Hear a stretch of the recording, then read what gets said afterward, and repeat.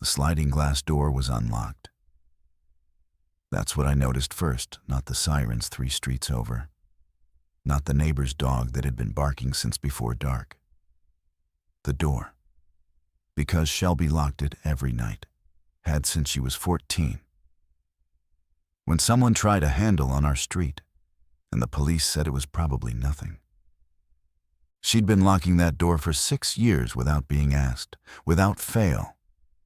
And tonight it was open 2 inches, and the back porch light was off.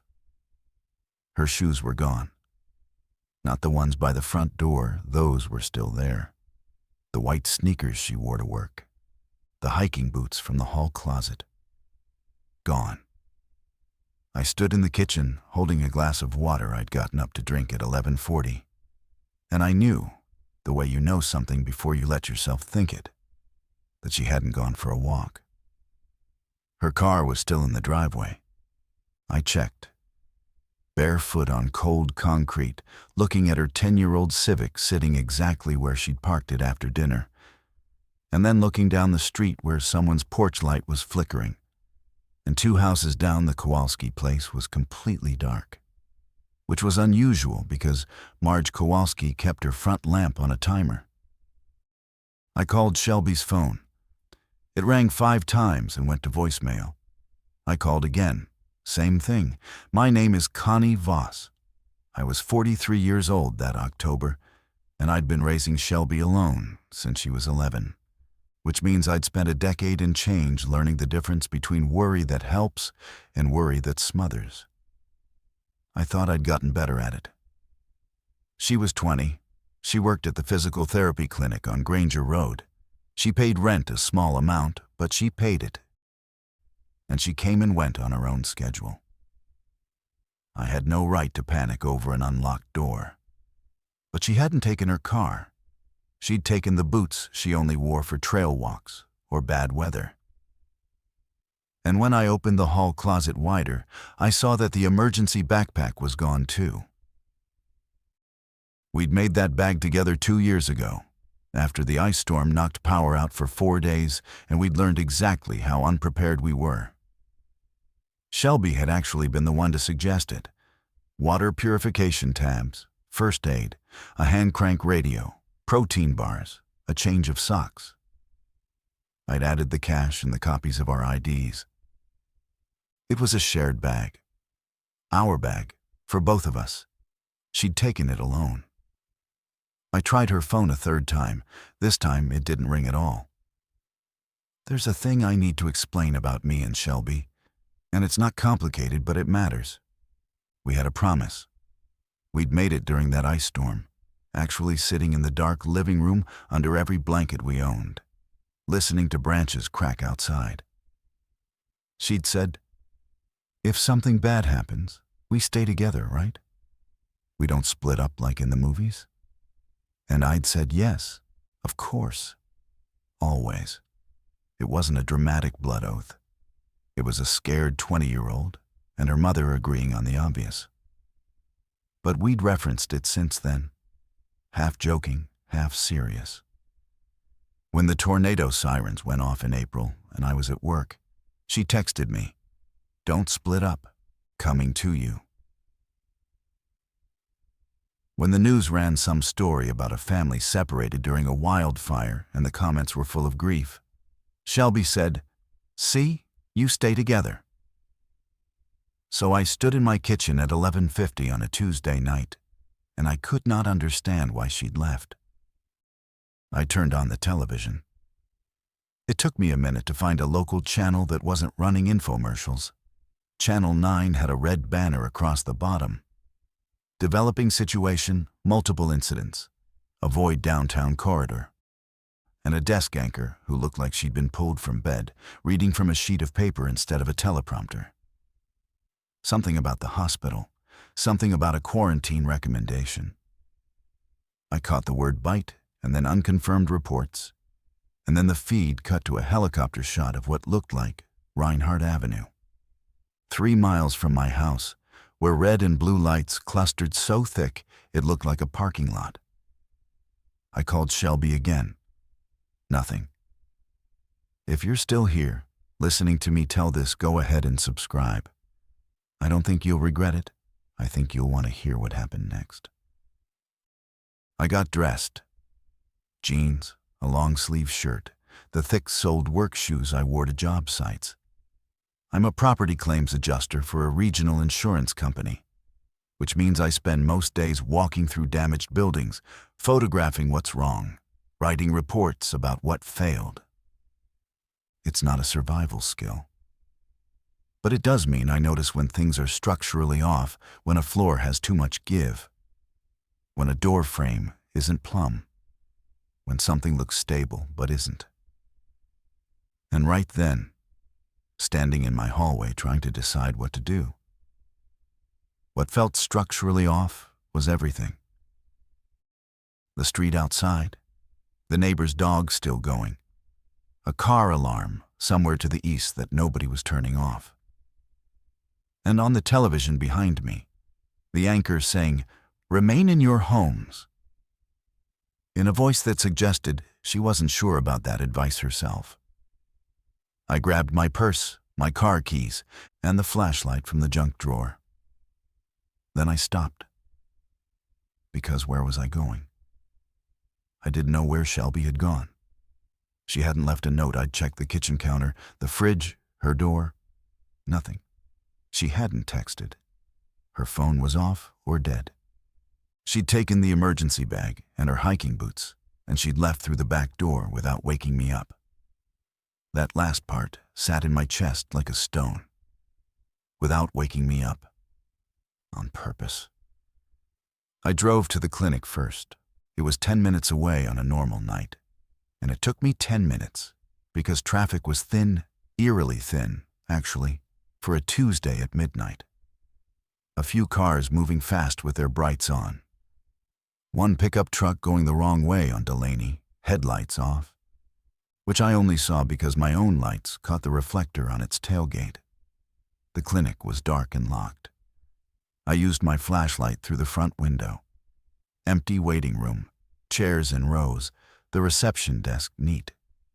Nothing unusual except a sticky note on the inside of the glass door that I couldn't quite read from outside. I drove to her friend Kayla's apartment next.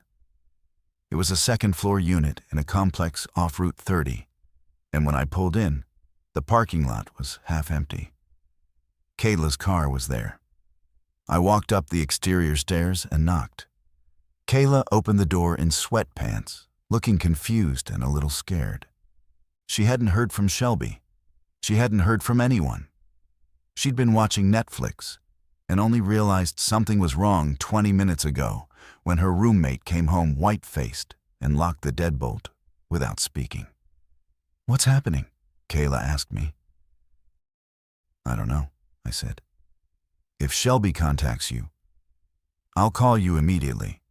Mrs. Voss-Connie, is she okay?" I didn't answer because I didn't know. I went back to my car and sat in the driver's seat and made myself breathe. Here's the thing about Shelby. She's not impulsive. She's not reckless. She's the kind of person who reads the safety card on airplanes and actually locates the exits. She made the emergency bag. She locked the sliding door every night for 6 years. If she left in the dark with hiking boots and a go bag and didn't wake me up, she had a reason. A specific, thought-out reason. The question was whether her reason was right. I drove home. I don't know what else I could have done at that point, and I had no information, no direction, no way to reach her. The radio in my car was cycling between an automated emergency broadcast and static. The automated message said to shelter in place, avoid hospitals, do not approach individuals behaving erratically, await further instructions. It repeated every 90 seconds without variation. Nobody was updating it. When I got home, my neighbor Dale Eckhart was standing on his front porch with a baseball bat. He was 58, retired from the county water department, lived alone since his wife passed. "Connie," he said, "you see what's on TV? Some of it. They're saying it's spreading, whatever it is." He shifted the bat from one hand to the other. You okay over there? Shelby's gone, I said. He looked at me for a long moment. Gone how? Left, on foot. Took our emergency bag. Dale came down his porch steps. In the streetlight, he looked old and tired and genuinely worried. You try her phone? Dead. She say anything earlier? Mention anywhere? I started to say no and then stopped, because Shelby had said something at dinner. We'd eaten early, around 6 leftover soup. Nothing special, and she'd been on her phone most of the meal, scrolling something. I'd asked what she was looking at, and she'd said, just a group chat, work stuff. And then, almost offhand, Mom, you know where the batteries are for the radio? The crank one? I'd told her the hall closet, second shelf. I hadn't asked why. Standing in my driveway at nearly 1 in the morning, that question landed differently. She'd known something was coming. Hours before the television started running banners. She'd known, and she'd prepared. And she'd left without me. Dale, I said, did you see her leave? What time? I was watching the game until 10:30. Didn't see nothing until I heard the Kowalski dog start up around 11. 11. She'd been gone less than an hour when I woke up. On foot she could be, I tried to calculate. 3 miles in any direction if she walked fast. But which direction? And why on foot when her car was right there? Unless she didn't want to be heard. Unless she thought engine noise was a problem. The emergency broadcast had said avoid individuals behaving erratically. The helicopter footage had shown Reinhardt Avenue packed with emergency vehicles. And my daughter, who made emergency bags and locked doors and read safety cards, had decided the smart move was to travel silent and dark without me. That was the part I kept circling back to. Without me. I went back inside, but I didn't sleep. I sat at the kitchen table with Channel 9 running, and my phone in my hand, and I waited. At 2:15, the television signal cut out and didn't come back. At 2:40, the power went out on the whole street, just gone. No flicker, no brownout, just darkness falling like a hand over the house. I found candles. I sat by the window facing the street. Dale's porch light was out now too, but I could see his silhouette moving behind his front window, still awake. Beyond our street, to the south toward the highway, there were sounds I didn't want to identify. Not screaming exactly, it was too far away for that. More like the collective noise of a lot of things happening at once, carried on the cold air. At 3:20, my phone buzzed. One text from Shelby. 6 words. I'm okay. Don't come looking. Stay. I typed back immediately. Where are you? Come home. No response. I waited 5 minutes. 10. Tried calling straight to whatever dead space her phone had gone to. Don't come looking. I read those 3 words over and over in the candlelight, and I felt something I don't have a clean name for. Relief that she was alive. Fury that she'd left. Hurt that she thought I'd just what? Sit? And underneath all of it, a fear I wouldn't admit for hours. The fear that she'd left because she thought I'd slow her down. I need to tell you about the promise again, because it matters for what happened next. We stay together wasn't just words between us. It was the architecture of our whole life after her father left. Every decision where we lived, what shifts I worked, how I handled her teenage independence, it all sat on the foundation that we were a unit. When she wanted to go to college an hour away, we'd had the only real fight of her adolescence. And the compromise was community college and living at home. When I asked her why she stayed, she said, because we said we would. So when I tell you she left, I need you to understand, she didn't just break a rule. She dismantled something I'd built my entire self-concept around. The idea that we worked because we stayed close. The idea that closeness was the same thing as safety. At 4 a.m, Dale knocked on my front door. "Connie, my truck won't start. Battery's dead, probably sat too long. I don't drive much anymore. But I got the scanner going on battery power, and it's bad. They're saying the south side is gone. Whatever this is, it's moving north." Moving here. Maybe an hour. Maybe less. They're telling people to get to the high school. It's an emergency shelter. The high school was 8 blocks north. Walkable. Safe direction, away from whatever was on the south side. "I'm not going," I said. Dale looked at me. He was holding a battery-powered lantern, and in its light, his face was patient and scared. "Connie, she told me to stay." "She told you not to come looking. That's different from sitting in a dark house while—" "She knows where I am, Dale.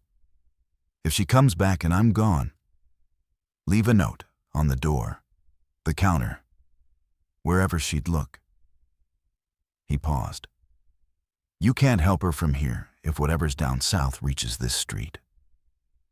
He was right. I knew he was right.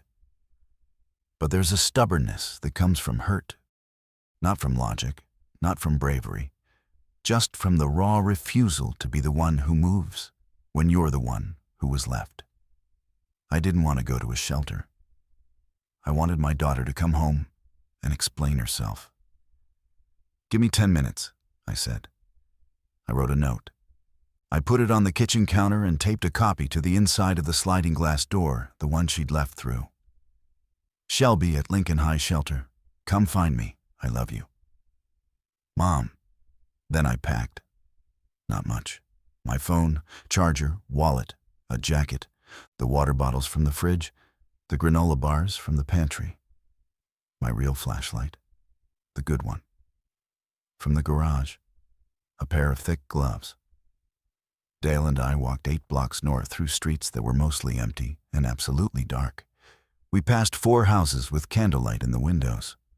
We passed 1 car running in a driveway with both doors open and nobody inside. We passed Marge Kowalski's house, where the timer lamp was dark and the front door was open to the cold air. And Dale said, "Don't look," in a voice that told me he'd already looked. We didn't run. Dale's knees weren't good, and I wasn't going to leave him. But we walked fast. And just once, we heard something in the hedgerow along the Paulson property that made us both stop breathing. A shuffling, uneven sound. Heavy. Close. Dale raised his bat, and we stood perfectly still until whatever it was moved away, deeper into the backyard, toward the sound of the Kowalski dog, which had finally stopped barking. The silence after was worse. Lincoln High was lit by generator power, a dull orange glow through the gym windows. A man in a reflective vest stood at the main entrance with a clipboard and a flashlight. He checked our names, asked if we were injured, asked if we'd been bitten or scratched by any person in the last 12 hours. I said no. Dale said no. We went inside. The gym had maybe 70 people in it. Cots along the walls, folding chairs in clusters, a table with bottled water and nothing else. Children sleeping, adults not sleeping, a woman in scrubs, not a doctor, maybe a vet tech, maybe a dental hygienist, someone with medical-adjacent knowledge, was checking a teenager's wrapped hand near the bleachers. I found a spot along the east wall and sat on a cot and immediately looked at my phone. No messages. 1 bar of signal flickering. I typed to Shelby, "I'm at Lincoln High Gym. Please come here." Sent. No delivery confirmation. Dale sat on the next cot and put his bat between his knees. "You think she went south?" he asked. "Why would she go south? That's where it's coming from. I mean before, hours ago, if she knew early." Knew what, Dale? He shrugged. Whatever she was looking at on her phone. Kids hear things faster than us. Online. They see video. They get information we don't get until it hits the TV. He was right about that, too. Shelby's generation communicated in ways I only half understood. Group chats, encrypted messages, Reddit threads, TikTok. If something was happening, they'd know before the news anchors were out of bed. If Shelby had known at dinner 6 o'clock, 5 hours before the TV banners, then she'd had time to plan. Time to decide. Time to decide not to bring me. Let me ask you something. If someone you trusted made a plan to survive without you, not to hurt you, maybe even to protect you, but left you behind while you slept, how long would you wait before you went after them? I want to hear your answer, because I sat on that cot for 3 hours, telling myself I was doing the right thing, and every minute I believed it less. Morning came gray and without warmth. Someone opened the gym's side door for air, and the light that came in was flat and overcast. A man with a handheld radio later, I learned his name was Curtis Bannon. He was some kind of volunteer fire department coordinator, stood on the small stage at the end of the gym, and gave us what he knew. The situation is ongoing, he said, which meant he didn't know much. The south side of town is not accessible. Interstates shut down in both directions. Hospital is closed to new patients. Murmuring in the crowd. We're asking everyone to stay here until we get word from County Emergency Management. Anyone with medical training, please see Adrian by the bleachers. Anyone with a working vehicle in the lot, please report your plate number to me. I approached him after. My daughter's out there. She left before whatever happened. Curtis looked tired. He was maybe 55, heavy across the shoulders, wearing a fire department polo that was too tight. On foot? Yes. Which direction? I don't know. He wrote something on his clipboard. Name and phone number. If she checks in at any of the 3 shelter points, they'll relay. 3? There are 3 shelters? Lincoln High, the Methodist Church on Walker, and the Community Center on Broad, all running on generator, all got people. How do I check those? You don't. Roads between aren't safe. We relay by radio when we can. That's my daughter is 20. She's alone out there. Curtis met my eyes. He wasn't unkind. Ma'am, a lot of people are unaccounted for. We're tracking who we can. I went back to my cot. Dale had found coffee somewhere lukewarm in a styrofoam cup, and he handed me one without asking. I drank it and stared at my phone and felt completely, utterly useless. The promise. We stay together. She'd been the one to say it. She'd been the one to insist. And she'd been the one to break it. And I was the one sitting in a gym being told I couldn't go look. Here's what I was thinking. And I need to say it because it's the truth, even though it's ugly. I was thinking that she'd left because she thought I couldn't keep up. That I was a liability. That whatever she'd seen coming, she'd calculated her odds and decided they were better alone than with a 43-year-old woman who'd never run a mile in her life, and whose idea of crisis preparedness was a bag she hadn't checked in 6 months. That's what I believed. And I want to tell you that I was wrong, but the honest answer is more complicated than that. At 9:15, a woman arrived at the shelter with 2 children and a story. Her name was Bridget Oakes, and she'd walked from Meadowview, the subdivision, south of Route 30, about 2 miles from Lincoln High.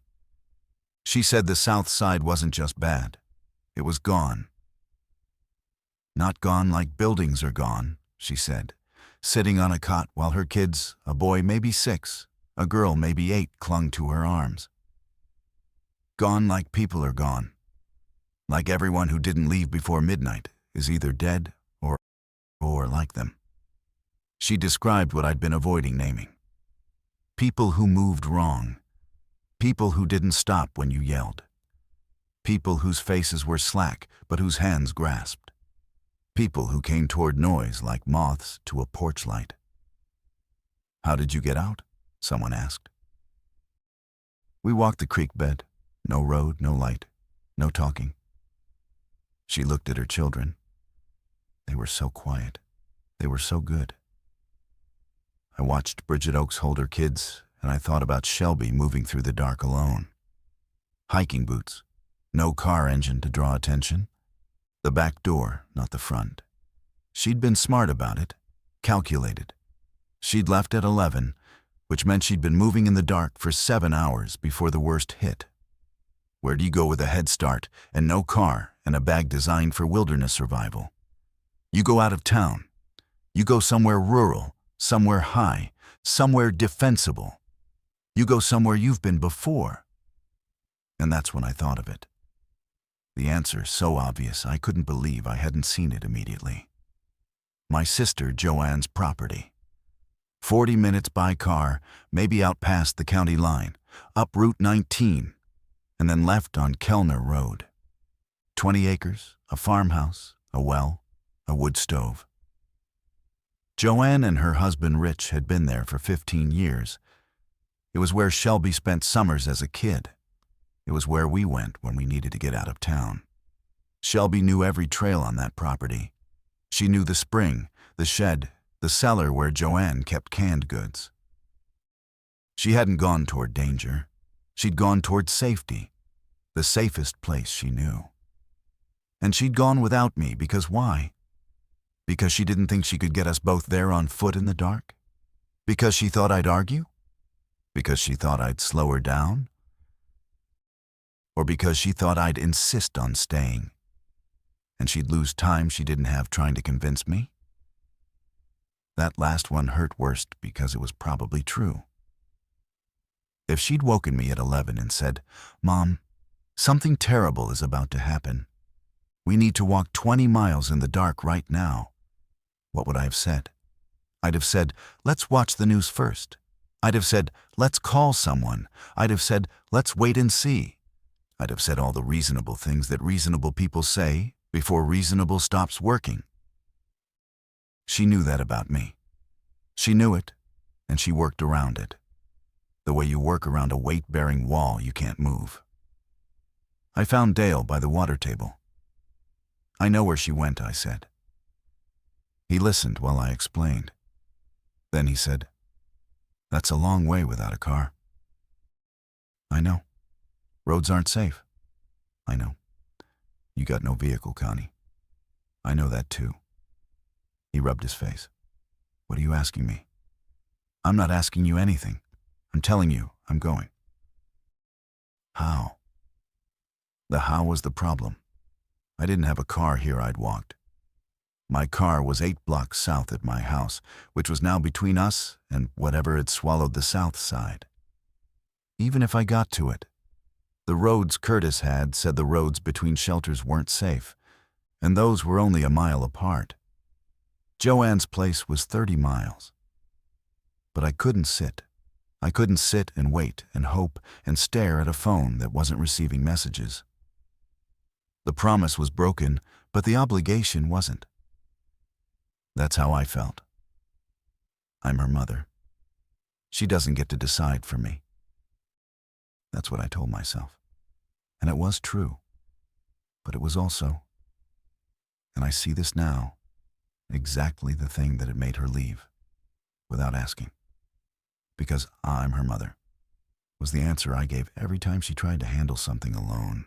Every time she wanted to make a choice without checking with me first. Every time she tried to grow a boundary I didn't agree with. I'm her mother, which meant my judgment overrides yours. Always. At 10:30, a county truck pulled into the Lincoln High lot. 2 men in orange vests. They were checking on the shelters, apparently running between the 3 points with supplies and information. Curtis met them outside, and they talked for 10 minutes. When he came back in, He announced, "Methodist Church on Walker is being consolidated here. They're moving those folks within the hour. We'll be tight on space. Community Center on Broad is holding, but they've had an incident at their south perimeter. Stay away from Broad Street if you're outside for any reason." An incident at their perimeter. I watched faces in the gym process that information. Some people looked at the walls like they could feel them thinning. I found the truck driver, the one who'd come from the Methodist Church. His name was Garrett Lind, and he was maybe 40, lean, with oil under his fingernails, and a calm that felt earned rather than performed. "I need to get to Kellner Road," I said, "past the county line." He looked at me like I'd asked to fly. "Ma'am, Route 19 is shut at the bridge. Overturned semi. Nothing's going past there." "Is there another way?" "On back roads? Maybe, but I don't know them. I know the route from here to Walker and back. That's what I know." "Who would know the back roads?" He thought about it. "Rich Holland, maybe. He does propane delivery out past the county line. If he's here." Rich Holland wasn't at Lincoln High. But Bridget Oakes, who'd come from Meadowview with her 2 kids, heard me asking and said, "I know Kellner Road. My mother-in-law lives out that way." I sat with her. She was 34, hollow-eyed, still holding her daughter's hand. "You're trying to get out there?" she asked. "My daughter went to my sister's place. The road's not bad past Sawyer Creek if the bridge is up. But getting to Sawyer Creek, that's the problem. You'd have to go east first and then cut north on Denham. Denham's a back road, gravel part of the way. Nobody uses it. You know it? Drove it 100 times to my mother-in-law's." She paused. "I can't go, not with the kids." "I'm not asking you to. Just can you tell me the turns?" She described them, and I wrote them on the back of a shelter intake form. East on Hillcrest, which runs behind the school. North on Denham, the turn's easy to miss. It's just past a falling down barn with a Dr. Pepper sign nailed to it. Gravel for 2 miles. Then it reconnects to Route 19 past the bridge closure. From there, Kellner Road is another 6 miles north, maybe 12 miles total, on back roads, through whatever was happening outside. "My car's at my house," I said to Dale. 8 blocks south. "I'll go with you that far," he said. "Get the car. Then I'm coming back here." "Dale, you don't have to." 8 blocks. I got my bet. I'm not letting you walk alone." It was just past 11 in the morning when we left through the gym's side door. The sky was white and flat, the air cold for October. The parking lot had maybe 15 cars in it, 1 county truck, and the silence that exists when power is out across a whole grid. No hum, no refrigerator drone, no streetlight buzz. Just wind, and far away, something that might have been a siren, or might have been a car alarm, dying. We walked south, 8 blocks, past houses I'd driven by for 12 years without thinking about them. Half had doors shut and windows dark. A few had curtains pulled back, faces watching people who'd chosen to stay, who were making the same calculation I'd made at 4 in the morning before Dale convinced me to leave. At the corner of Walden and Birch, we saw our first one. It was in the middle of the intersection, a man, or what had been a man. He was wearing a bathrobe and 1 slipper, and he was standing perfectly still, facing away from us, head tilted slightly like he was listening to something we couldn't hear.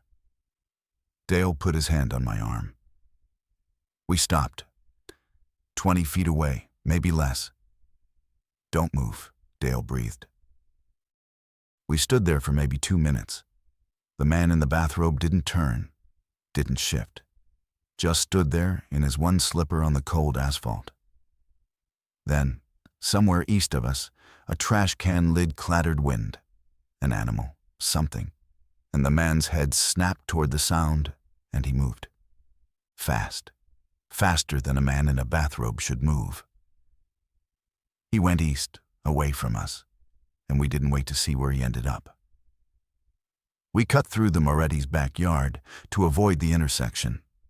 2 more blocks. My street. My house, looking exactly the same as I'd left it. Dark, quiet, the Civic in the driveway, the front door locked.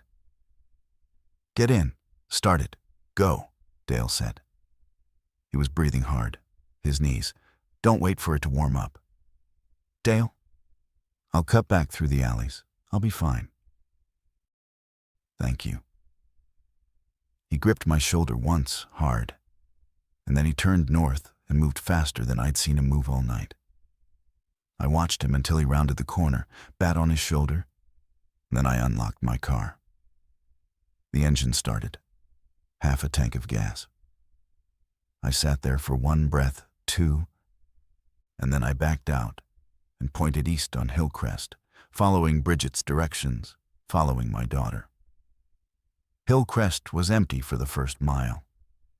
Then I came around the curve past the elementary school, and the road was blocked. Not by a barricade, by cars. 4 of them, stopped at angles, doors open, like everyone had gotten out at once and walked away. No damage, no accident, just abandoned. I couldn't get through. I put my car in park and sat there and felt, for the first time, the full weight of what I was doing. I was a 43-year-old woman, alone in a sedan on a road I'd only half planned, trying to reach a place 30 miles away through whatever this was. And nobody knew I was here except a retired water department worker with bad knees who was probably already back at the gym. My phone showed no signal, not even 1 bar. I turned around, took a side street north Oleander Lane, and cut back east on a residential road I barely knew. Past more dark houses, past a woman standing in her front yard with a garden hose running, just standing there holding it, water pooling at her feet, looking at nothing. She didn't look at me as I drove past. I don't know if she was in shock or waiting or what. I didn't stop. I found Denham Road by the barn Bridget had described. The Dr. Pepper sign was sun-faded nearly white, but it was there. I turned north onto gravel and felt my tires crunch and the road narrow and the trees close in on both sides, and I was alone in a way that felt physical. 2 miles of gravel. The car handled it fine. It's a Civic, not a sports car. And the road was dry. I passed no one. Saw no one. The trees were dense and bare-limbed, and the sky above was that same white nothing. And I drove maybe 30 miles an hour because the road twisted and I couldn't see far ahead. When Denham connected back to Route 19, I felt a small, pathetic wash of relief. Pavement again. A road I recognized. I turned north and drove, and the road was empty, and the countryside on both sides was just land. Fields, fence lines, a farmhouse every quarter mile with no lights on. Normal looking, if you didn't think about why there were no lights. At mile 8 by my odometer, I saw the first sign of other people. A truck big, a dually dark blue, was pulled off on the shoulder with its hazards blinking. As I approached, a man stepped out of the driver's side and waved both arms, not frantic, deliberate, like he was directing traffic. I slowed. I could see him clearly mid-40s, flannel jacket, ball cap, no weapon visible. Behind the truck, another vehicle, a minivan with its rear hatch open. I stopped, rolled my window down 2 inches. "Road's blocked ahead," the man called. "Quarter mile up, tree down across both lanes." He walked toward me, hands visible. "You going north?" "Yes." "There's a cut-through. Take that farm road on the left. See the mailbox? Number 4440. It goes through the Hutchins property and comes back out on 19 about a mile past the tree. You've been through it? My buddy just did. He's in the van. We're telling people. I looked at the mailbox. 4440. A gravel lane disappearing between fields. I looked back at the man. He looked tired and genuine, and I had no way to verify anything he said. Thank you, I said. I took the turn. The farm road was rougher than denim ruts, mud in patches, a cattle gate standing open. I drove slow. After maybe half a mile, it curved through a stand of trees and opened into a farmyard house. Barn, equipment shed, all quiet, all dark. I kept going. The road continued past the buildings, and sure enough, after another quarter-mile of field-edge driving, it spilled back onto Route 19 past a massive oak tree that was indeed down across both lanes, root ball and all. I was past it. I kept driving north, and then, at mile 11, I came around a long curve and saw Joanne's mailbox, Kellner Road. The turn I'd driven 100 times for holiday dinners and summer visits, and that one terrible week after my divorce, when Shelby and I slept in Joanne's guest room and ate her food and didn't talk about any of it. I turned left. The road climbed slightly into hills, familiar fence lines. 2 miles to the driveway. I made it in 4 minutes. Pulled in behind Joanne's truck and Rich's truck, and saw, with a rush of something too complicated for relief, Shelby's hiking boots on the front porch. She was here. She was alive. She was here. I got out of the car. The front door opened. And there was Joanne, my older sister, 51. Gray-streaked hair pulled back, wearing a work shirt and jeans, and she looked at me, and her face did something complicated. "Connie," she said. "Thank God." "Where is she?" "Inside. She's fine." I went past Joanne into the house that smelled like wood smoke and coffee. Through the living room, past the kitchen. The guest bedroom door was open. Shelby was sitting on the bed with her phone in her hand. Dead phone, I realized. She was just holding it, and when she saw me, she stood up, and her face did the same complicated thing Joanne's had. "Mom." "Don't," I said, and then, "Are you hurt?" "No." "Then what the hell, Shelby?" She didn't flinch. She didn't apologize. She stood there in the guest bedroom of my sister's farmhouse, and she said, "I knew you wouldn't leave. You don't get to decide that for me. You would have argued. You would have wanted to wait. And by the time you agreed, it would have been too late to walk. So you left me. I left you a door to follow." Her voice was steady. Her eyes were wet, but her voice was steady. "The sliding door, unlocked, back porch. You'd notice. You'd check my room. You'd figure it out. I figured it out 12 hours later, Shelby. In a shelter. After walking through, I stopped. An unlocked door is not a plan. An unlocked door is not a conversation." Joanne appeared in the hallway behind me. "Connie, she called me at 10:30 last night. She told me she was coming and that you'd probably follow in the morning. She asked me to try to reach you." "Did you?" "Tried at midnight and at 2. Phones were already down." I looked at my daughter, 20 years old. Emergency bag on the floor beside the bed, half unpacked. Water tabs, first aid, the crank radio, protein bars. Everything in its place. She'd walked 20 miles in the dark, alone, and made it here without injury, without incident. She'd executed a plan flawlessly, a plan that did not include me. "You broke the promise," I said. "I know." "We said we'd never—" "I know what we said, Mom." She sat back down on the bed. I knew at 6 o'clock. My co-worker's boyfriend is an EMT. He sent her video from the hospital. Not the kind they put on the news. The real kind. And I just knew that we had maybe 5 or 6 hours before it got to our neighborhood, and that walking was safer than driving, and that you would not believe me if I told you. You didn't try. She looked up at me. Would you have believed me? I opened my mouth to say yes, but we both knew. At 6 o'clock, with nothing on the news, with no sirens, with dinner on the stove, if my 20-year-old daughter had said, "Mom, we need to walk 30 miles right now because of a video on someone's phone," what would I have said?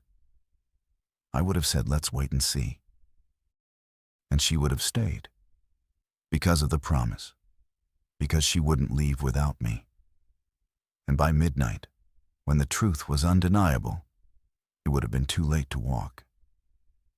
So she broke the promise to survive. And she left the door unlocked because she couldn't bear to lock me in. I sat down on the bed beside her. We didn't touch. The space between us was 12 inches wide and 20 miles deep, and I didn't know how to cross it yet. "Rich went to town for gas this morning," Joanne said from the doorway. "He's not back yet. It's been 3 hours." I looked at my sister. Her face was doing that complicated thing again. Not quite worry, not quite fear. Something between the look of a person who has a safe place and is starting to realize that safe might be temporary. 3 hours for a gas run, I said. The station's 9 miles. Round trip shouldn't be more than 40 minutes. Joanne leaned against the door frame. His phone's dead too, or off. Or, I don't know. Nothing's working like it should. Shelby stood up. What direction did he go? South on Kellner, then east on 19. The road I'd just driven. The road with the downed tree and the farm detour and the man directing traffic. The road that was mostly empty, but not quite. I passed Route 19 on my way here, I said. It was clear. There was a tree down, but there's a way around. Then where is he? Joanne said. The three of us stood in that guest bedroom, me, my daughter who'd left me, my sister whose husband was overdue, and the silence in the house was the kind that holds its breath.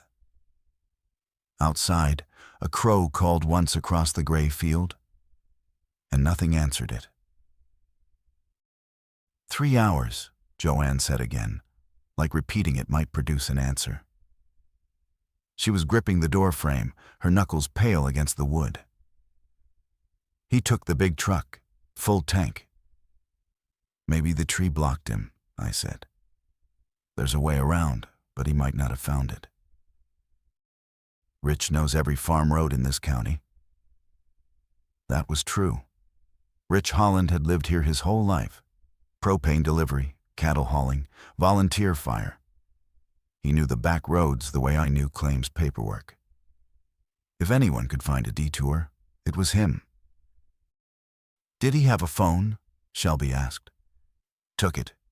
Dead like everyone else's. Joanne pushed off the door frame and walked back toward the kitchen. We followed. The farmhouse was warm. The wood stove had been going all night. I could smell it.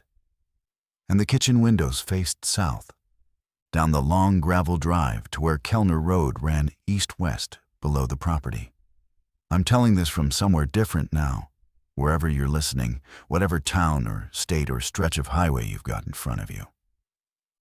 I want you to know that what happened on that farm felt small. It wasn't a battle. It wasn't a siege. It was 3 women in a kitchen trying to decide what to do about a man who should have been home 2 hours ago. And every option had a cost. I'll drive back toward the gas station, I said. I just came that way. I know the road's passable. Joanne turned to me. Connie, you just got here.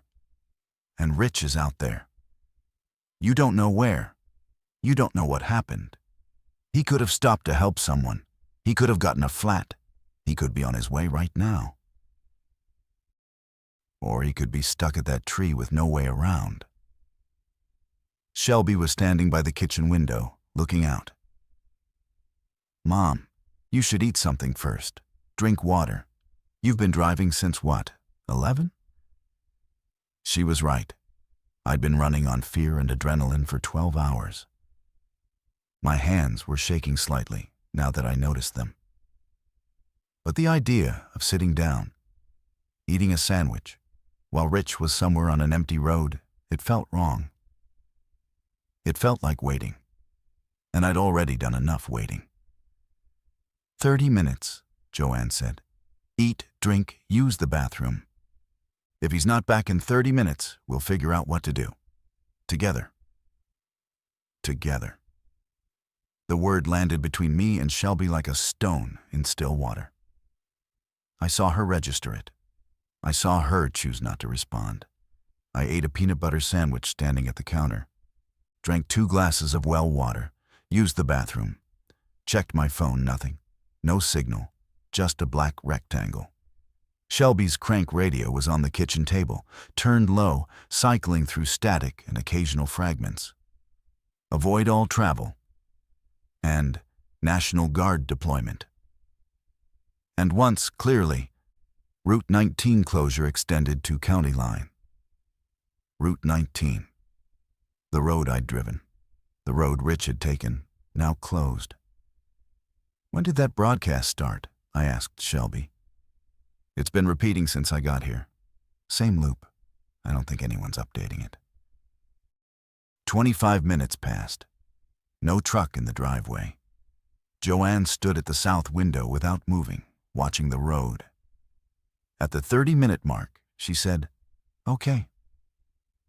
The plan was simple. I'd drive south on Kellner to Route 19 and turn east toward the gas station, 9 miles. If Rich was stuck or broken down, I'd find him. If the road was truly closed, blocked by something more than a tree, I'd turn around and come back. Joanne would stay with a loaded .22 rifle that she kept for coyotes. Shelby would stay with Joanne. "No," Shelby said. We both looked at her. "I'm coming with you." "Shelby, you don't know the road between here and the gas station. I walked part of it last night, the last 3 miles before the Kellner turn. I know what's out there. I know what to watch for." "You walked it in the dark," I said. "It's daylight now. And things are worse in daylight, because you can be seen from farther away." She pulled on her boots, the hiking boots, laced tight. You need someone watching while you drive. That's how it works. One person drives, one person watches. I wanted to say no. Every cell in my body wanted to say no. To tell her to stay in this safe farmhouse with its wood stove and well water and solid walls.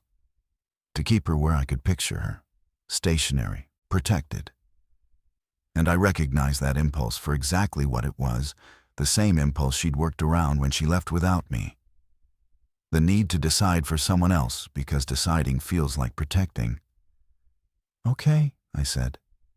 Joanne handed me the .22. "I've got the shotgun in the bedroom closet. I'll be fine." She looked at Shelby, then at me. "Bring him home." We drove south on Kellner in my Civic. Shelby sat in the passenger seat with the window cracked 2 inches, listening. The road was gravel, single lane, bordered by fenced pasture and bare-limbed trees. No other vehicles. No movement in the fields. The sky had darkened, slightly clouds thickening, maybe rain coming. "How did you walk this last night?" I asked. "In the dark. Flashlight off. Moon was enough to see the road edge. I stayed on gravel so I could hear my own footsteps and know if anything else was walking." "Were you scared?" She was quiet for a moment. "Yeah." "Why didn't you wake me up, Shelby?" Honestly, not the practical answer, the real one. She kept her eyes on the road ahead. "Because you would have asked me to prove it, and I couldn't. Not with evidence you'd accept. I had a video from my coworker's boyfriend's phone, shaky, dark, could have been anything. I had a group chat full of people saying, "Get out now." And I knew that if I showed you all of that at 10 o'clock at night, you'd say it wasn't enough. You'd say, "Let's turn on the news. Let's call the police. Let's be reasonable." And you'd have stayed with me while I was being reasonable. Yes. And we'd have been too late. Maybe, probably. I drove in silence for a quarter mile. The fence posts ticked by like a metronome. "I wasn't trying to leave you behind," she said. "I was trying to go first, so the path would be there for you to follow." A path I didn't know existed until 3 in the morning. I know, I miscalculated that part. She paused. "I thought you'd check my room sooner. I thought you'd see the bag gone and the door open and put it together." "I was asleep, Shelby." "I know." We reached the Kellner 19 junction. Route 19 stretched east and west, 2-lane blacktop, empty in both directions. I turned east toward the gas station. The road was the same as before, rural, flat, open fields. But something was different now. Maybe it was the light, dimmer under the thickening clouds. Maybe it was the absence of the man with the dually who'd been directing traffic at the fallen tree. The tree was still down. The dually was gone. The minivan was gone. The road was just blocked and empty.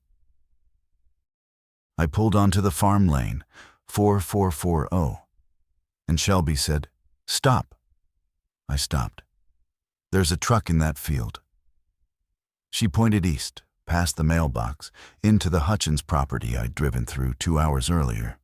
About 300 yards out, visible between the bare trees, a large, dark shape. "Is that Rich's?" I squinted. It was big enough, dark-colored. But at this distance, through trees, I can't tell. "Drive in, slow." I turned onto the farm road. The ruts were deeper than before, or maybe I was noticing them more. We passed the cattle gate, still open, entered the tree line, and emerged into the farmyard. The house and barn were still quiet, still dark. But past the barn, off the farm road in the open field, was Rich's truck. I recognized the propane company decal on the tailgate. It was sitting at an angle, driver's door open, engine off. No one inside. I parked 50 yards back. We sat and watched. "I don't see him," Shelby said. "Me either. We need to check the truck." "I know." We got out. Shelby carried nothing. I realized she'd left the emergency bag at Joanne's. I had the .22, which I'd fired exactly twice in my life. Both times at Joanne's back pasture targets, both times badly. We walked across the field in the gray light, grass wet under our shoes, and the silence was the same silence. I'd felt all morning, too complete, too deep, like the world had been muted. Rich's truck was intact. No damage, no flat tires. The keys were in the ignition. There was a plastic gas can in the bed, empty, the kind you fill at a station. The cab smelled like coffee and propane. On the passenger seat, Rich's phone, dead. His wallet, a receipt from the gas station, time-stamped 8:47 a.m. So he'd made it to the station. He'd been on his way back. "He stopped here," I said. Or something stopped him. Shelby was looking at the ground around the truck. The field was soft, damp, and I could see what she was seeing: tire tracks where he'd pulled off the farm road, and then footprints. Boot prints, large, heading northeast toward the farmhouse. "He went to the house," Shelby said. We both looked at the dark farmhouse, 100 yards away, front door closed, windows reflecting the gray sky. "Maybe he heard something," I said. "Went to check, or needed help. Or someone needed help from him." We stood there weighing it.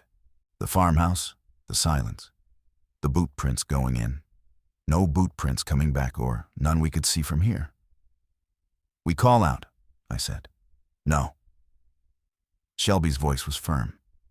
You saw what I saw on Walden and Birch. Sound carries. She was right. The man in the bathrobe, snapping toward a trash can lid from 20 feet away. But Rich could be in that house. Hurt. Waiting. I'll go look, Shelby said. You stay with the truck and watch. Absolutely not. Mom. We go together, or we don't go. She looked at me, measured me, and I could see her calculating again. The same calculation she'd made at 10 o'clock last night. Can my mother keep up? Will she slow me down? Is she a liability? Together, she said, but quiet. And if I say run, you run. Fine. We crossed the field to the farmhouse. Shelby moved the way I imagined soldiers moved, low, deliberate, placing each foot carefully. I tried to match her and mostly managed. The .22 felt heavy and unfamiliar in my hands. The front door was closed, but not locked. Shelby pushed it open with her fingertips. Inside, a dim hallway, coats on hooks, boots by the door, a living room to the left, a kitchen straight ahead, everything neat, undisturbed, smelling faintly of wood polish and old coffee. Rich, I said, barely above a whisper. No answer. We moved through the house room by room. Living room, kitchen, 2 bedrooms, a bathroom. Nobody home. No sign of disturbance. No sign of Rich. The house was simply empty. The Hutchins family had left, or been taken, or something. And the house remained as they'd left it. The back door was open. We stood in the kitchen looking at it. Open to a back porch, a small yard, and beyond that a tree line, dense, sloping down toward what sounded like running water. A creek somewhere in those trees. Boot prints on the back porch. Rich's size, Rich's tread pattern. He went through the house and out the back, Shelby said. Why? She shook her head. Maybe avoiding something on the road. Maybe following someone. Rich wouldn't just... I stopped. Because actually, Rich would. Rich was the kind of man who stopped for every broken-down car, every animal in the road, every neighbor who looked like they might need a hand. It was his best quality and his most dangerous one. And Joanne knew it. Which was probably why she'd been gripping that door frame so tight. The creek, Shelby said, pointing at the tree line. If he went that way, he might have followed it. Creeks lead somewhere. They also hide things. I know. We made the decision without discussing it further. We followed the boot prints off the porch, across the small backyard, and into the trees. The tree line was maybe 60 yards deep, in sloping down to a creek bed that was running shallow, ankle deep at most. Clear water over brown stones. Rich's prints were visible in the soft bank, heading upstream. East. He's following it toward the road, Shelby said. If this creek crosses under Route 19 somewhere, he might have been trying to get around the tree without using the farm road. But his truck is on the farm road. He drove in and then realized he couldn't get through, or something spooked him off the road. We followed the creek bank. The walking was uneven roots, mud, slippery stones, and I was aware of my age in a way I hadn't been during the drive. My knees complained. My work shoes weren't designed for creek bank hiking. Shelby moved ahead easily in her boots, occasionally stopping to let me catch up without saying anything about it.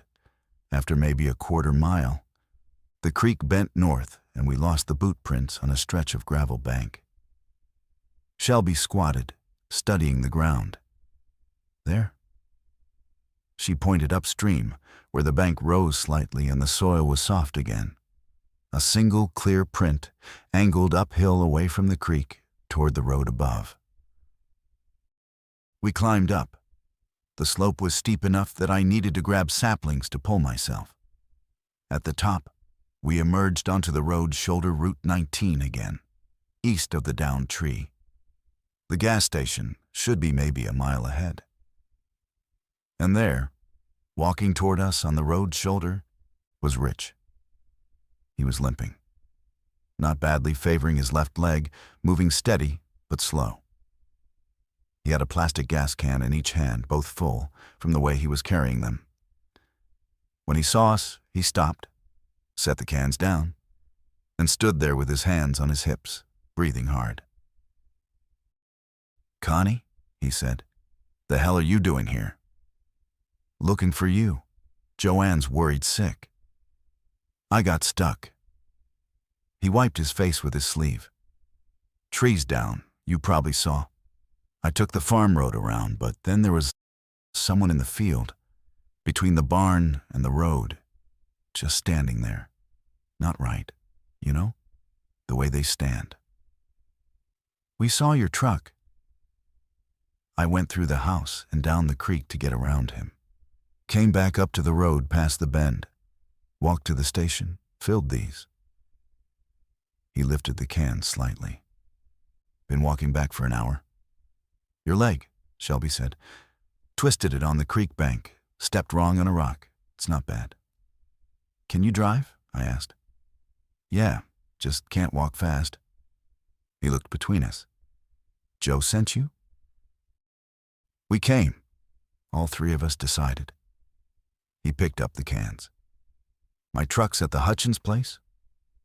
"Through the farm road." "Then let's get there before whatever was in that field decides to move." We took him back the way we'd come up the road shoulder until we could cut into the farm lane, then through to his truck. The field was empty. No figure by the barn. No sound except wind in the bare trees and our own footsteps on gravel. Rich loaded the gas cans into his truck bed. Shelby rode with him. I followed in my Civic. We drove back to Kellner Road without incident, the farm lane, Route 19. The short stretch to the junction and then north, uphill, back to Joanne's driveway. Joanne came out of the house before we'd stopped. She didn't run. She walked with purpose, straight to Rich's driver's door. And when he got out, she put both hands on his face and looked at him and said nothing for a long time. We went inside. Rich sat on the couch, and Joanne wrapped his ankle with an ace bandage from the bathroom. Shelby made coffee on the propane camp stove Joanne kept for power outages. I stood by the window and watched the road below and felt, for the first time since 11:40 the previous night, something that wasn't fear or anger. Tired. I felt tired. The four of us sat in Joanne's kitchen and assessed. Rich had 20 gallons of gas between the two cans and what was left in his truck. My Civic had a quarter tank, maybe 40 miles. Joanne's truck was 3/4 full. The house had well water, hand pump backup, a full propane tank, the wood stove, a pantry stocked for a woman who'd always kept 6 weeks of food because she remembered their grandmother doing the same. "We can stay here," Joanne said. "This place is defensible. Hill, long driveway, clear sight lines." "For how long?" Rich said. "Until it's over. Until someone tells us it's safe." "Nobody's telling anybody anything, Joe. Radio's dead loops, no phones, no internet." Shelby was winding the crank radio, ear close to the speaker. "There's a station AM. I think someone's still broadcasting, not automated, a real person." We listened. Through the static, a man's voice, weary and careful. "If you are north of Route 19, remain in place. If you are south, move north by any available road. Avoid Highway 7. Avoid all bridges south of Elkhorn Creek. Shelter locations include Lincoln High School in Grafton, Cedar Methodist in Waver." Lincoln High, where I'd been this morning, where Dale was, with his bat and his bad knees. "Dale," I said aloud. Everyone looked at me. "My neighbor. He's at the shelter, the one in town." I stood up from the table without quite deciding to. "He walked with me in my car this morning. He went back to the shelter alone." "Connie," Joanne said carefully. "He lives alone. His wife died 3 years ago. He has no one looking for him." "That's not your responsibility," Rich said. And his voice was kind, but firm. "He helped me. When Shelby was gone and I was scared and didn't know what to do, he walked 8 blocks with me in the dark so I could get my car." "And you're grateful," Joanne said. "That doesn't mean you drive back into what you just got out of." She was right. Logically, practically, she was absolutely right. The shelter had 70 people, generators, that volunteer fire coordinator, Curtis Bannon. Dale was safer there than alone in his house. And I'd just driven the full distance. I knew the roads, I knew the risks, and I knew I'd been lucky. The man with the bathrobe hadn't turned toward us. The figure in the Hutchins field hadn't been on the road. Those weren't skills, they were luck. But I kept thinking about him standing on his porch in the dark with a baseball bat, asking if I was okay, walking south with me when south was the wrong direction, saying, "I'll go with you that far," and meaning it. "I'm not going tonight," I said. "But if he's still there tomorrow—" "We'll talk about it tomorrow," Joanne said. I sat back down. Shelby was watching me. She had an expression I'd never seen on her before. Not quite recognition, not quite amusement. Something between. "What?" I said. "Nothing." She went back to the radio. Night came early under the heavy clouds. Rich had moved both trucks and my car around to the back of the house, out of sight from the road. Joanne closed all curtains and shuttered the windows that had shutters. We ate dinner by candlelight. Canned soup, crackers, apples from Joanne's cold cellar, and didn't talk much. At 8 o'clock, Shelby and I were alone in the guest bedroom. She was laying out her sleeping bag on the floor. She'd insisted I take the bed, which was such a small thing, but it cracked something in my chest. "Mom." "Yeah. I need to tell you something, and I need you to actually hear it." I sat on the bed. She sat on her sleeping bag, cross-legged, facing me. In the candlelight, she looked younger than 20 and older than 20 at the same time. "I didn't leave because I think you're weak," she said. "I didn't leave because I think you'd slow me down. I left because I knew you'd make me stay. And I knew staying would kill us. You don't know that. I know that the people who waited until midnight didn't make it out of our neighborhood on foot. I walked past 4 of them, Mom, still on the street, not moving right." I didn't say anything. "I was going to come back for you, in the morning, with Rich's truck, from this direction, on the clear roads. That was the plan. Joanne knew. Rich knew. I was going to bring you here safely, in daylight, in a truck, after the worst had passed." The phones went down. The phones went down. The roads got worse. The plan fell apart. She pulled her knees up. "And you came yourself, which I didn't expect that." "Why not?" She looked at me for a long time. "Because you usually wait for me." That landed. Not like a blow, like a diagnosis. "You usually wait for me. You wait for me to lock the door. You wait for me to check the windows. You wait for me to suggest the emergency bag. You wait for me to decide. And then you agree. And then later you say, 'We decided.'" Was that true? It felt unfair and accurate at the same time, the way the truest things always do. "I drove here by myself," I said quietly. "Through roads I didn't know. Past things I didn't understand. Because you were here, and I needed to be where you were. I know. And I need you to see that we did the same thing. We both went toward safety alone, because we didn't think the other person would go fast enough. I slept 4 hours, maybe 5. Woke at 3 in the morning to absolute darkness and absolute silence. And for a terrible moment, didn't know where I was. Then the wood stove smell, the guest room, Shelby breathing on the floor below me. I lay in the dark and thought about Dale. Let me ask you something, and I genuinely want to know what you think. If you're safe and someone who helped you isn't, but going back risks everything you just gained, do you owe them the trip?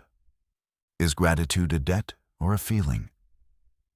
Because I kept circling that question in the dark, and I couldn't find the floor under it.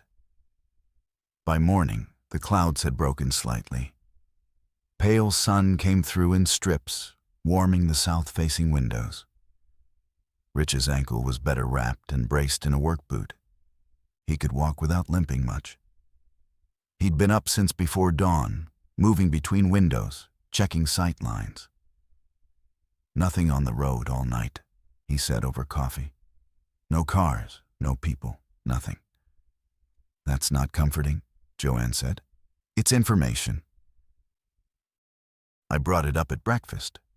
Dale, the shelter, the drive. 25 miles round trip, Rich said. He wasn't dismissing me, he was calculating. Your Civic's got, what, a quarter tank? That's maybe 40 miles. You'd come back close to empty. I can take gas from the cans. Those cans are for the generator if power doesn't come back. Rich has a generator? I hadn't seen one. Hasn't needed it yet, Joanne said. But it's in the barn, and that gas is what feeds it. So there it was.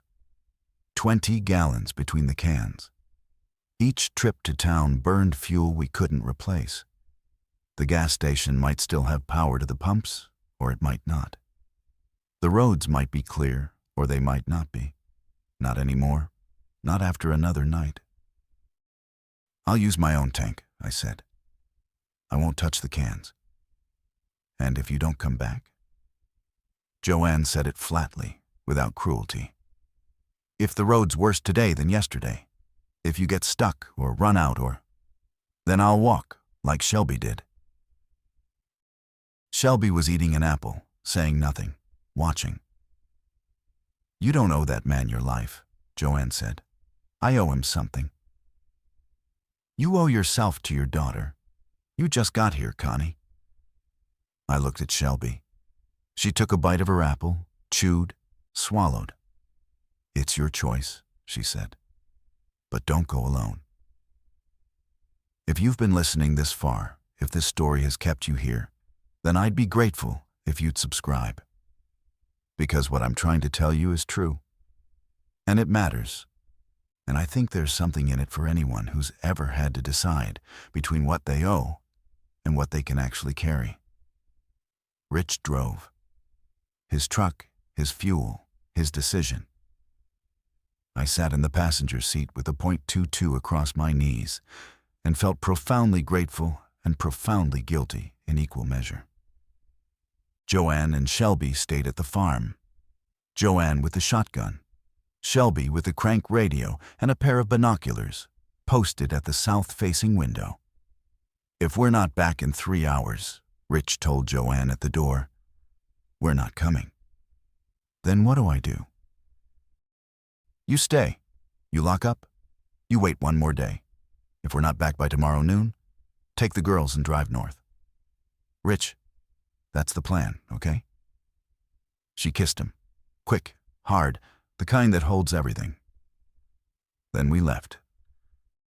The drive south on Kellner was the same gravel, pasture, silence. Route 19 was the same. The downed tree was the same. The farm lane detour was the same, except that I checked the Hutchins field carefully and saw nothing. The road past the tree was empty. We drove west toward town under a sky that couldn't decide between sun and cloud. The gas station was 4 miles east of where I'd turned onto Kellner yesterday. We passed it dark, pumps off, a car at one pump with the nozzle still in. Rich noted it and kept driving.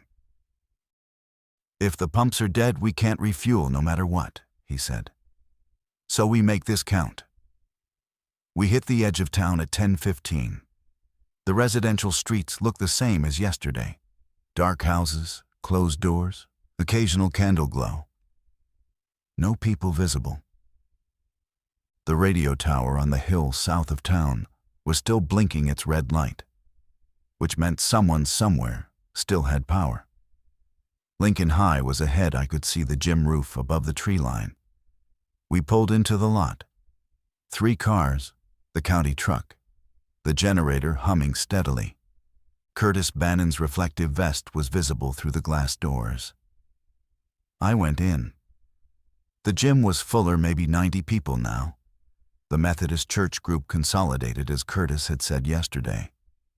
More cots, less space. The smell of too many bodies in an unventilated room. I found Dale on the same cot along the east wall. He was sitting up, bat beside him, reading a paperback someone must have shared. When he saw me, his face broke open. "Connie, Jesus, I found her. She's at my sister's place." "Thank God."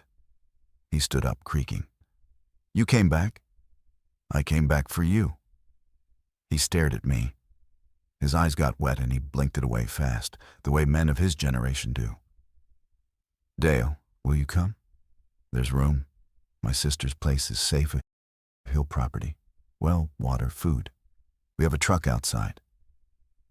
He looked around the gym, at the cots, at the families, at Curtis Bannon in his tight polo, still holding his clipboard. "These people," he said. "I know. They don't have a truck outside." "I know that too. I can't just—" He sat back down, slowly, like his own weight surprised him. "I've been helping Connie, handing out water, watching the kids when people sleep. I'm not important, but I'm here." I sat beside him. The cot creaked under both of us. "You helped me. Now I'm helping you. That's how this works. Is it? Or is it that you feel guilty for leaving and now you want to fix it by collecting me?" That hit harder than it should have. Because he wasn't wrong. Not entirely. The drive back to town had felt righteous. An obligation fulfilled. A debt paid. But debt to whom? Dale hadn't asked me to come. Dale hadn't asked for anything except to walk 8 blocks in the dark as my escort. He was a grown man, making his own choices in a room full of people who needed the same thing I was offering. Not rescue, exactly, but the knowledge that someone had come. "If you want to stay, stay," I said. "But the offer is real, and it's yours." He thought about it, longer than I expected, looking around the gym with an expression I now understand was ownership not of the building, but of the role. The man with the bat, the man who hands out water, the man who stays. "There's a family," he said finally. "Arrived last night. Woman and 2 kids. Her husband was at work when it started and she hasn't heard from him. She doesn't have anybody here." "Dale, I'm not asking you to take all of them. I'm asking, could you take the kids to your sister's place, where it's safe?" I looked at him. I looked at the gym. I thought about Rich's truck cab seats 4. Bed could carry more, but not safely, not on gravel roads. I thought about Joanne's pantry. I thought about fuel, about space, about how long 6 weeks of food lasts when you keep adding mouths. "Introduce me," I said. Her name was Tara Kestner, 31. Her kids were Owen, 8, and Lily, 5. She'd driven from the south side 2 nights ago in her husband's work van, which had died in the school parking lot and wouldn't restart. She'd walked the last 4 blocks to the shelter carrying Lily and pulling Owen by the hand. She was exhausted and scared, and trying very hard not to show either. "I'm not sending my kids somewhere without me," she said when Dale explained. "I'm not asking you to," I said. "All of you can come." "I don't know you." "I know. I don't know where this farm is. I don't know your sister. My husband is out there somewhere, and if he makes it to this shelter and I'm gone—" "Leave him a note," Dale said. "Same as Connie did for her daughter. Name, location, how to get there. Tape it to the sign-in board." Tara looked at her children. Owen was sitting on a cot reading the same paperback Dale had been reading. They'd been sharing it, I realized. Lily was asleep with her thumb near her mouth. "The shelter's safe," Tara said. But it was a question, not a statement.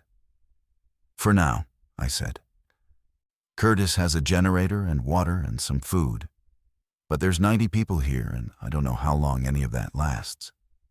Where we're going, there's 4 of us, and a well, and a stocked pantry, and 20 acres. It's not perfect, but it's less crowded."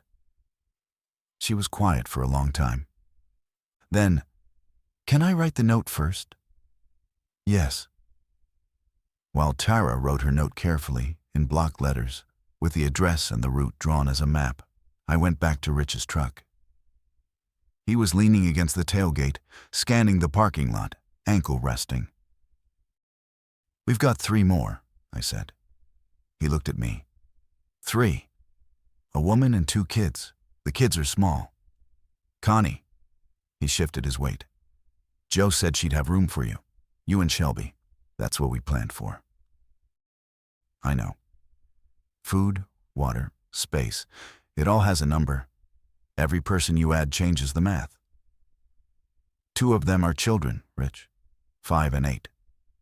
He rubbed his face, looked at the gym, looked back at me. "Your sister's going to kill me," he said. "She'll understand. She'll understand, and then she'll kill me."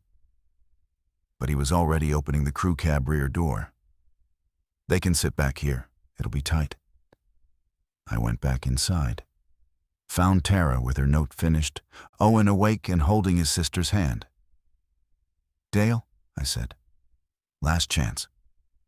He shook his head. "Tell the others they owe me one." I hugged him. He was stiff at first, and then he wasn't. "You lock this door tonight," I whispered. "Get out of here, Connie." The drive back was tighter, slower, more careful. Tara sat in the back with both kids, Lily on her lap. Owen pressed against the window, watching everything with enormous eyes. I sat in the front with the .22 and navigated. Rich drove. We took the same route east through town, out past the dead gas station, farm lane detour around the tree, north on Kellner. Nobody on the roads. No movement in the fields. The clouds had won sky solid gray again, wind picking up. Owen said, "Is this the country?" "Yeah, buddy," Rich said. "This is the country." "Are there cows?" "Probably." "Are the cows okay?" Rich glanced at me. I glanced at the rear view, at this kid's face, at the serious question in it. "I think so," Rich said. "Cows are pretty tough." We made it to Joanne's driveway at 11:40. Joanne came out with the shotgun in the crook of her arm and watched Rich help Tara and the kids out of the truck. Her face did that complicated thing again. Not anger, not surprise, just recalculation. The same recalculation Rich had done in the parking lot. Every person changes the math. "This is Tara," I said, "and Owen and Lily." They were at the shelter. Joanne looked at me, then at the kids, then at Tara, who was standing in a stranger's driveway holding her daughter and trying to look like she wasn't about to cry. "Come inside," Joanne said. "There's soup." That night, 7 of us in a farmhouse built for 2. Joanne and Rich in their room. Tara and both kids in the guest bedroom. Shelby and I gave it up without discussion. Shelby on the living room couch. Me on a foam pad on the living room floor, facing the front door, the .22 leaning against the wall within reach. 7 people. 6 weeks of food that was now, what, maybe 3 weeks? Less with growing children. The well was fine, the wood stove was fine. But the math had changed. The math always changes. Shelby was awake above me on the couch. I could tell by her breathing. "You went back for him," she said. "Yeah. He didn't come.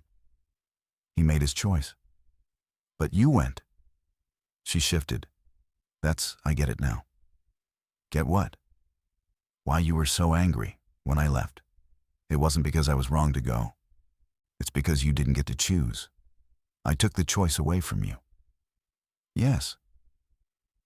"And then you drove back for a man you've known for 12 years, and you didn't ask my permission." I lay in the dark and thought about that. She was right. I'd told Joanne and Rich. I'd told Shelby. I hadn't asked any of them. I'd decided, and they'd come along, and I'd felt justified because it was the right thing to do. The same way Shelby felt justified leaving. Because she believed it was the right thing to do. "We're the same," she said. "We're exactly the same, and we both think we're the one who's right." I didn't answer. I didn't know how to. But in the dark, on the floor, listening to this farmhouse full of people breathing my daughter, my sister, her husband, 3 strangers who are now our responsibility, I thought about what together actually means when it's not 2 people anymore. When it's not a promise between a mother and a child in a dark living room during an ice storm.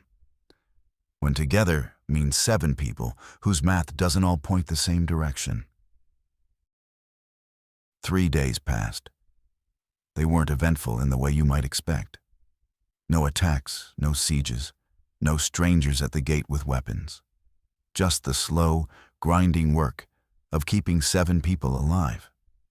Warm, fed, and sane in a farmhouse with 1 bathroom and a world that wasn't giving us any information about when things might return to normal. Joanne ran the kitchen with a pencil and a notebook, tracking every can, every jar, every pound of flour. She didn't complain about the extra mouths. She just counted more carefully.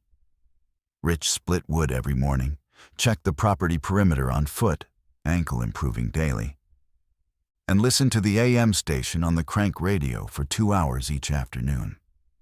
The broadcasts were thinning less information. Longer gaps, the real voice replaced more often by the automated loop. Tara was quiet and helpful and disappeared into the guest room to cry exactly once a day. I know because Owen told me, matter-of-factly, over lunch on the 2nd day. Mom cries after Lily's nap. Shelby was different. Not distant, not cold. But something had shifted between us that I couldn't name. We worked side by side, dishes, firewood stacking, water carrying, and we talked about practical things. We didn't talk about the promise. We didn't talk about the night she left. It sat between us, like a piece of furniture we both walked around. On the 4th morning, Rich came in from his perimeter walk looking unsettled. Tracks on the north fence line. Human, fresh. "How many?" Joanne asked. "1 set, boots. Walked along the fence and then left. Didn't come through." "Looking for something," Shelby said. "Or someone." "Could be Tara's husband," I said. "If he got her note and tried to find the place." "Could be anyone," Rich said. "Anyone who knows Kellner Road could find this property." That was the first crack. Not in the walls, not in the food supply, in the feeling. The feeling that we were hidden, that the hill and the driveway and the sight lines were enough. Someone had walked our fence. Someone knew we were here. Joanne said, We should talk about what we do if someone comes up the drive. We talked about it around the kitchen table that afternoon. 7 people, or really 5, since Owen and Lily played in the living room while we planned. Rich wanted clear rules. Anyone who comes gets met at the fence gate, not the house. Joanne wanted to know what we'd do if they needed help. Tara said nothing for a long time and then said, "I can't say no to someone who needs what I needed 4 days ago." I thought about Dale in the gym, these people, how he'd stayed because staying was his role. And I thought about what Shelby had said. We're the same. And I realized that every person at this table was running a version of the same calculation. How much can I carry? How many people fit in the word us? We can't take everyone, Rich said. Nobody's saying everyone, Tara said. Where's the line? Nobody answered. The next morning, day 5, Shelby was on binocular watch at the south window when she said, "Car on Kellner." We all stopped. Rich went to the window. A dark sedan, moving slowly north on the road below, not toward our driveway, past it. It continued north and disappeared around the curve. "Didn't stop," Rich said. "They're looking for something," Shelby said, "or they know where they're going." An hour later, the same car came back south. Slower this time. It stopped at our driveway entrance, the mailbox, the gravel turn, and sat there. Engine running. We could see it from the window, 400 yards downhill, just sitting. "Get the kids in the back bedroom," Joanne said quietly. Tara moved without argument. The car sat for 2 full minutes. Then it pulled forward onto our driveway, climbing the hill. "Rich," Joanne said, "I see it." He had the shotgun now. He went to the front door. The car came up the drive and stopped 50 yards from the house. A man got out. Alone, hands visible, average height, dark jacket, baseball cap. He looked up at the house and didn't move closer. Rich stepped onto the porch. Shelby and I stayed inside, watching from the living room window. "Help you?" Rich called. "I'm looking for someone," the man called back. "A woman and 2 kids, Owen and Lily. Her name is Tara." Tara appeared behind me in the hallway. Her face was white. "That's Marcus," she whispered, "my husband." The reunion was quiet, not the dramatic embrace you see in movies, but the pressed-together stillness of 2 people who didn't know if they'd see each other again. Tara walked down the porch steps, and Marcus met her in the yard, and they held each other without speaking for a long time, while Owen ran to them and grabbed at both their legs. He'd gotten the note. 2 days ago, he'd made it to Lincoln High the day after we left, read the block letters on the sign-in board, and spent 2 days trying to reach Kellner Road on roads that kept getting worse. "Route 19's completely blocked now," he said, sitting in Joanne's kitchen drinking coffee with hands that shook. "Not just the tree. There's a pileup at the gas station. 6, 7 cars. People tried to get fuel and it went bad." "Bad how?" Rich said. "People. Not the dead ones. Living people, fighting over the pumps." He glanced at Owen, who was glued to his side. "It's not safe to drive that road anymore." "How'd you get through?" Shelby asked. "I didn't take 19. I came up from the east. Elkhorn Creek Road. It's longer, but it's empty. Nobody uses it." Rich looked at Joanne. Another piece of information. Another route. Another change in the math. "You'll stay," Joanne said to Marcus. It wasn't really a question. "If there's room. If you'll have us." He looked around the kitchen at the faces, at the wood stove, at the canned goods visible on the pantry shelf. "I have some things in the car. Food, water, a full gas can. I brought what I could." A full gas can. I saw Rich register that. Saw the math adjust. 8 people now, but with more fuel, another capable adult, another route mapped. "Stay," Joanne said. And that was that. We rearranged. Tara and Marcus and the kids in the guest room. Shelby on the couch, me on the floor. Rich and Joanne in their room. Tight, noisy at breakfast. One bathroom still a problem. But something had eased that I hadn't known, was taught. Tara's daily cries stopped. Owen laughed at dinner. Actual kid laughter. The kind that makes adults go quiet and remember what they're protecting. On the 6th evening, Shelby came and sat on the porch step next to me. I was watching the driveway not because I expected anything, but because watching felt useful. "Mom." "Yeah, I want to go back to town." I didn't say anything for a long time. "Dale," she said. "And the others. There are 90 people in that gym and they don't have what we have." "What are you proposing?" "Rich knows a back road, Elkhorn Creek, like Marcus used. I could drive in with supplies, canned goods, water jugs. Not everything, just some. Drop it off and come back. Alone. If I have to." I looked at her. My 20-year-old daughter, who'd walked 30 miles in the dark, alone, and made it here without incident. My daughter, who packed emergency bags and thought 3 steps ahead and broke promises when promises weren't enough. "I'll come with you," I said. "Mom, that's the deal. You don't go alone.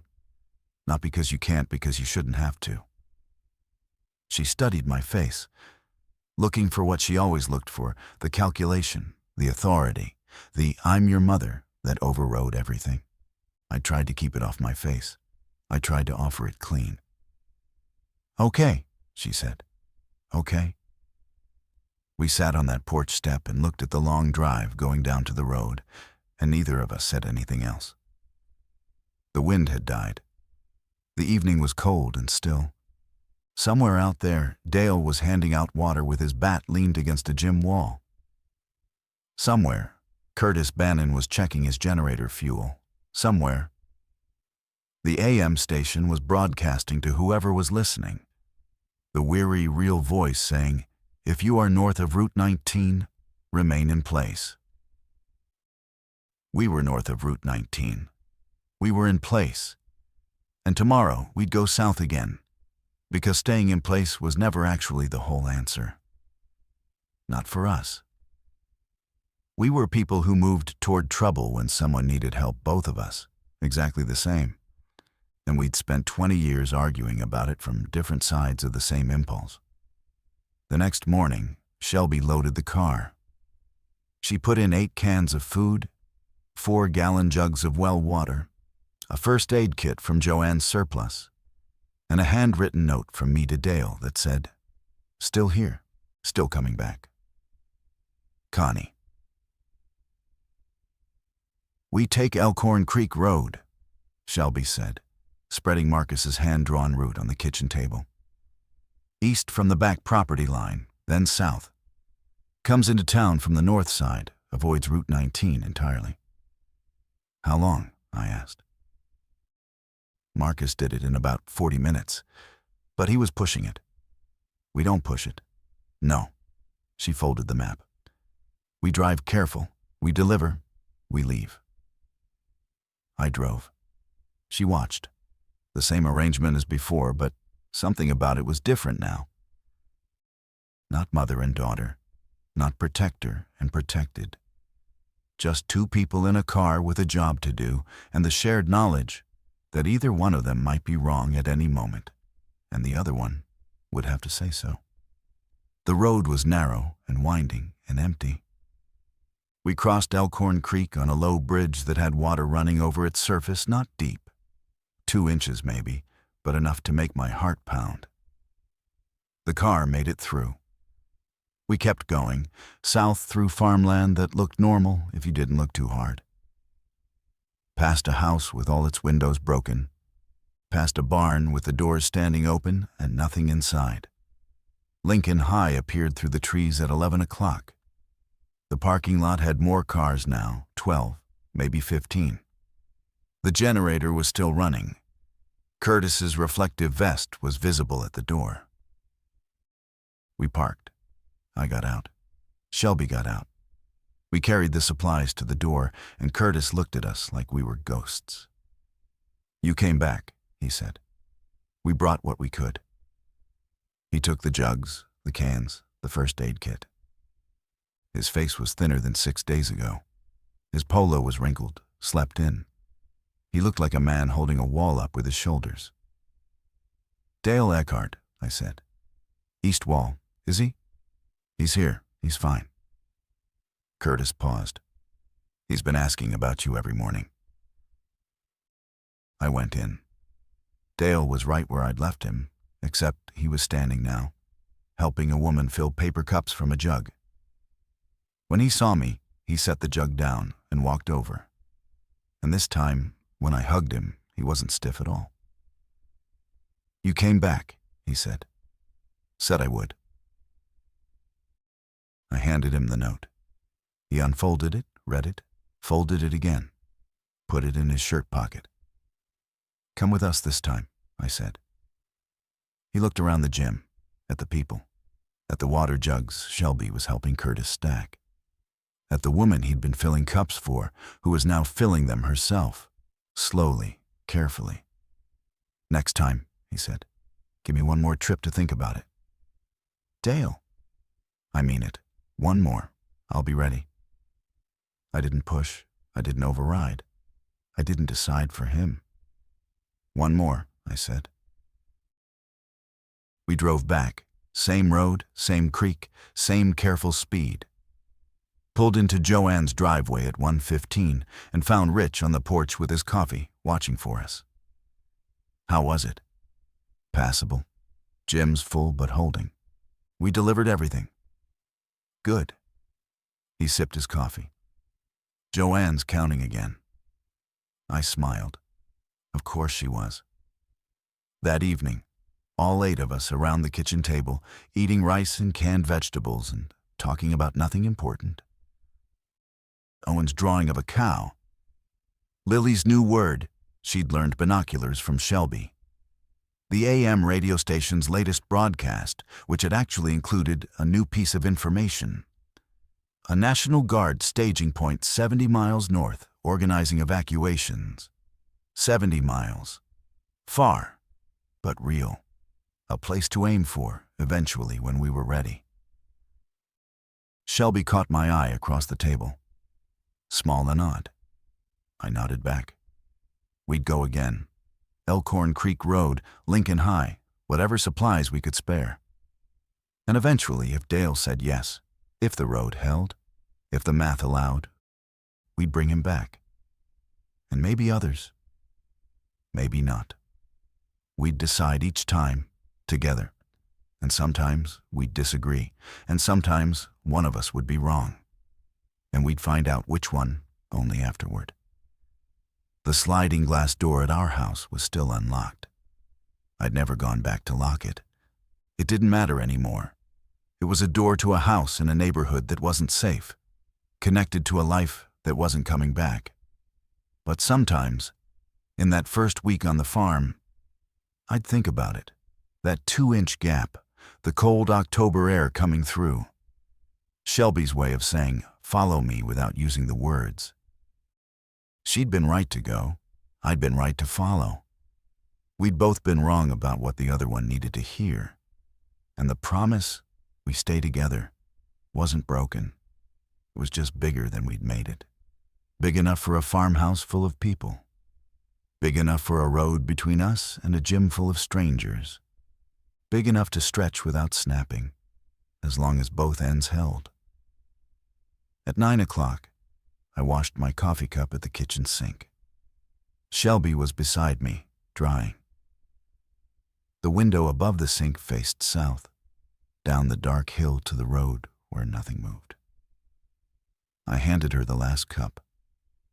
She dried it and set it on the shelf, my cup on the left, hers on the right, the way Joanne arranged them. Then she reached past me and locked the kitchen window latch. Checked it. Let her hand rest there for a second. "Habit," she said. "Good one," I said. She left her hand on the latch a moment longer, then dropped it. Walked back toward the living room, stopped in the doorway, and turned. "Tomorrow," she said. "Your turn to drive or mine?" "Yours," I said. "I'll watch."